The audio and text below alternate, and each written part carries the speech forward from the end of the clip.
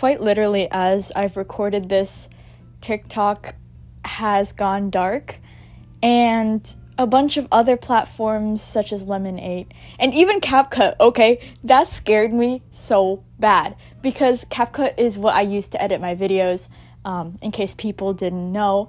So without CapCut, I am cooked, right? And it's crazy.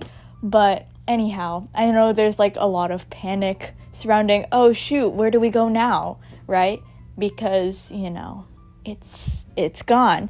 And I think there are definitely a couple artists out there who probably waited until the last minute. Well, here's a couple platforms that I think are pretty good to migrate to, and then a couple at the end that I don't think one should particularly post art on.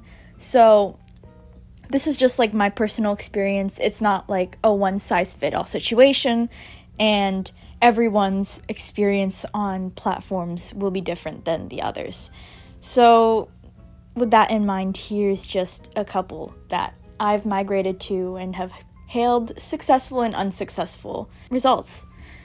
So yeah, the first one I was genuinely surprised by, and that is Pinterest, because I didn't really think like it was as simple as it was to post stuff on there.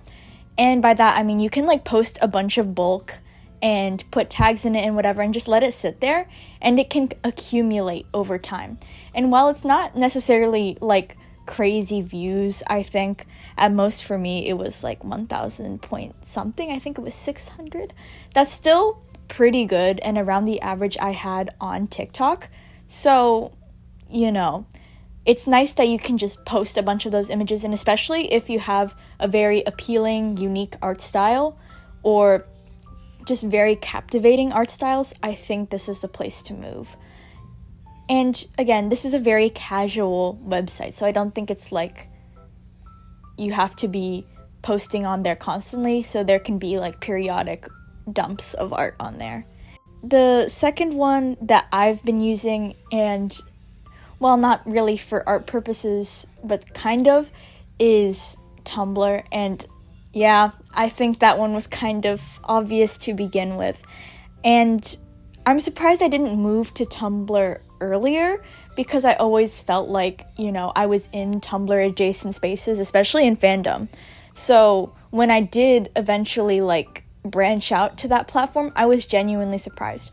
And especially if you do fandom content of any sort, this is definitely the place to go to, especially if there are like skits that you do and everything. And you don't even have to be like an artist, I think, on this platform. If you're a really talented writer or just want to share cool things, this is definitely the place to go to. And I don't know, my experience so far has been really nice, and I think I've liked the fandom space generally better than it was on TikTok, but that's not really saying much because, you know, it's TikTok. This last one, I think, is my final recommended place to move to, and it's really no surprise because it's been on my list. So yeah, it's YouTube. And obviously I'm posting on YouTube, so I would recommend it for people.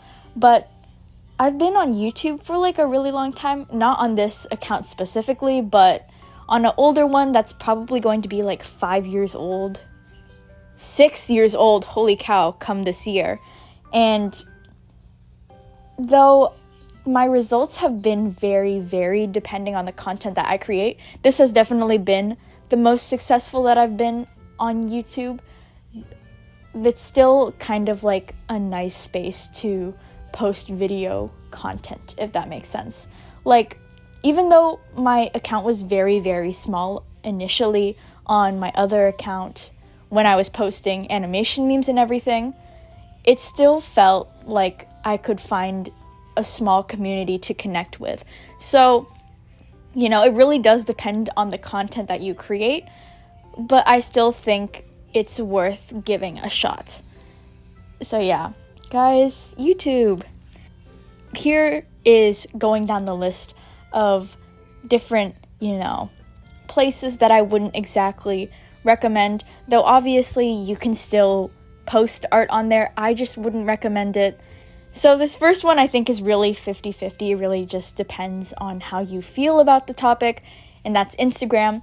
I've had very successful mutuals on there, but I just really don't like the platform, and that's because of my own, personal gripes with Meta and the whole AI thing.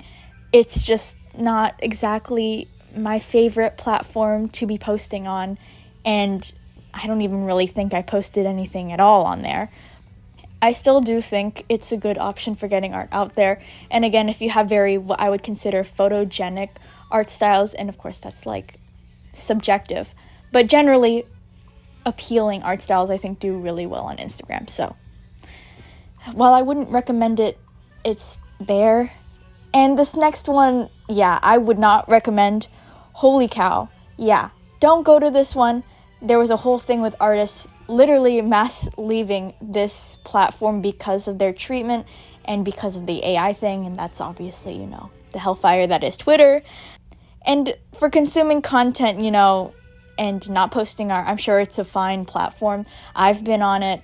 I have it linked in my socials, but I haven't really been using it as of late. And especially like art-wise, I've just like stopped doing art dumps on there because of all of the AI stuff and, gutting a bunch of like artists' accounts on there to feed to AI generators is not a cool thing, which is why there was quite literally a mass exodus of artists onto different platforms.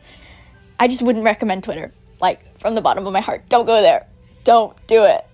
These next two, I've not particularly been on, so I can't exactly say if it's a good experience or bad experience, but I've been hearing a lot about them, so here's two more, in case you ever want to try them.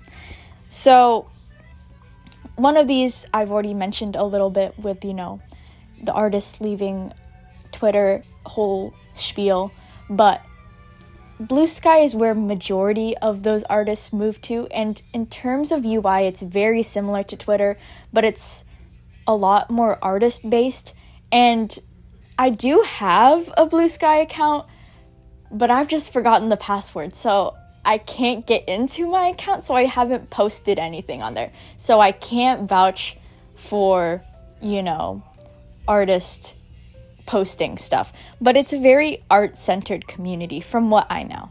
I think it's worth giving a shot. This next one, though, I'm not really sure on because of, like, multiple discrepancies.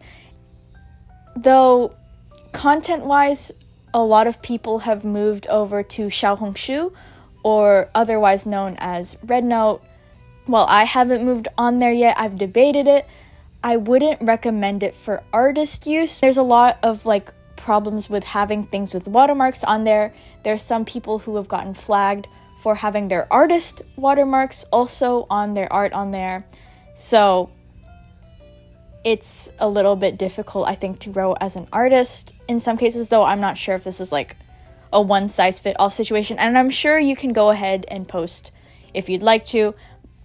I just can't vouch for it because, again, I haven't been on the platform. If you are looking for a platform that's similar to TikTok in the way it's designed, and you want to have some form of cultural exchange, then I think it'd be good to go for. But I do want people to kind of keep in mind, to have basic etiquette, because I think I'll be talking about this later, but there's just a lot of xenophobia that I think was going around TikTok right before the ban.